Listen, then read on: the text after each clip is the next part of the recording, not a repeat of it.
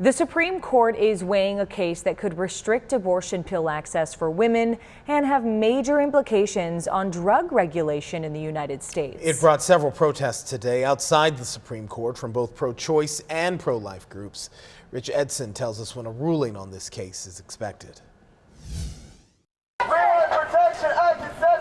The Supreme Court hearing arguments today on the abortion pill mifepristone and whether easier access to it should stay in place.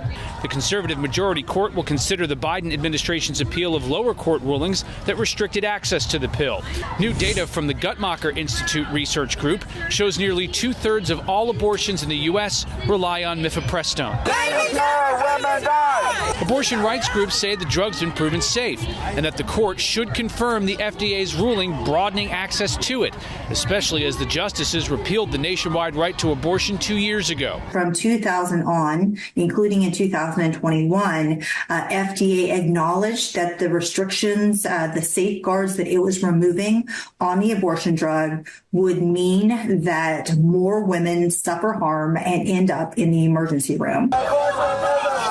Anti-abortion organizations counter the FDA has unlawfully promoted a nationwide regime of on-demand abortion in defiance of several state health and safety laws.